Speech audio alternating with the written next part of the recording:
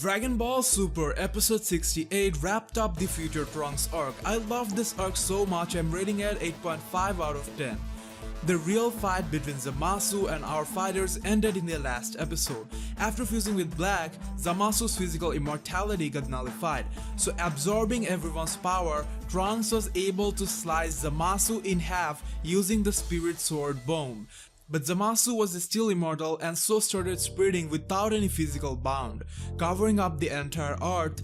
He slowly started making the entire universe his body. Now, this was absolutely beyond the reach of Trunks and company. They unleashed Galick Gun, Final Flash and Kamehameha, aimlessly hoping to hurt Zamasu, but obviously failed. Zamasu started throwing fiery red attacks, which killed all the normal humans except for Mai and Bulma. The symbolism game was on point. This arc had a lot to do with religious symbolism. Zamasu is the devil here, so he had a satanic resemblance. His attacks implied hell on earth. Try to imagine this as if you were there. It was absolutely scary. Zamasu standing in front of you is one thing, but covering everything with uncountable faces and devilish love was some next level shit. This could traumatize people to death. However, Goku found the Omni button and summoned his Pokemon, Zeno. The Omni King appeared, and instead of erasing Zamasu only, he decides to entirely destroy the timeline. Yes guys, he destroyed everything that was there in the original timeline of Future Trunks, 12 universes or whatever. Everything doomed. A fate that if took place in DC or Marvel universe, the fanboys would brag about for the coming century. For all the genius haters of Dragon Ball and deriders of a certain cape hero who said Omni King can't do shit, this was a direct slap in the face. But much to my disappointment and opposed to what most fans theorized, there are multiple Zeno around the timelines. The one that rescued Goku was from the future. I personally didn't like this concept. I would rather have one god of everything across all forms of existence and timelines. I just don't know how I feel about this. Anyways, Goku and others had escaped back to the original timeline while Zeno destroyed everything. Goku and Trunks later go back to get Zeno, who was floating in complete nothingness. I imagine this is how the inside of a Pokeball looks like. I just thought it would have been cooler if Omni King traveled back by himself.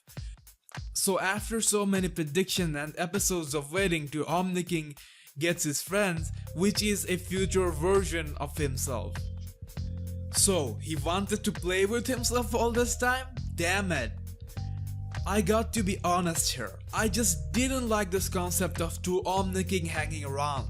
I'm at peace with the most powerful god being a Pokemon a long time ago in respect of Akira Toriyama. But they are making it too much of a joke. Come on, seriously? Two gods of everything playing around? I wonder if this has any particular purpose or not, if one of them will get killed or sacrifice himself or some crazy shit like that maybe at the end of Dragon Ball to highlight the power of the final villain, an Omni Devil God, or I just don't know. Overall, the weirdness level of this thing is bothering me a bit. Zamasu was actually successful to some extent. He at least wiped out the humans in his timeline, like it or not. The bottom line is, Trunks' timeline got destroyed.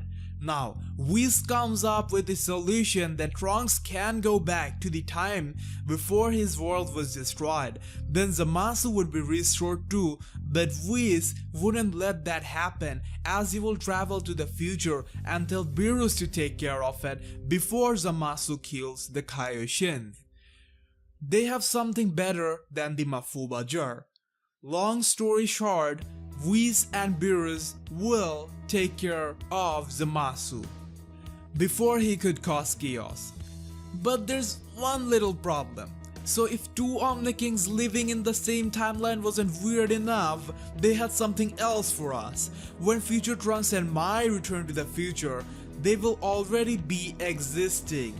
Thus, we will have a pair of Trunks and Mai each in the future. Trunks and Mai could opt to stay here. I mean, it would be less weird to stay with your younger selves than with the exact same copy of you, right? But nope, the thought of being able to do threesome without having to cheat thrilled them way too much, and they decided to return. With the way this ended, I got a feeling if DBS runs long enough, we will get to see more of future Trunks, maybe not an arc that circulates around him, but he might have to return. The best scene of this episode was the last moment appearance of Gohan. It's like he appeared to say goodbye and also apologize for being such an a-hole. Gohan didn't even bother to ask Trunks why he came when they first met, but now Gohan looks really sharp and there's a noticeable change of getup, much like the Buu arc. This could be a good hint that Gohan might return in the next arc. Anyways, Trunks got some future Gohan flashbacks. It was a really emotional and beautiful scene. My favorite part of the episode. Maybe Gohan found out about Black and felt sorry that he couldn't contribute. A title leak suggests that Goku might get killed by Hit in episode 71, though it is not confirmed. Yet if it does happen, we might get a Gohan-centered arc. Do comment below what you think about all this and specifically Gohan. Like our Facebook page, Dragon Ball Fans.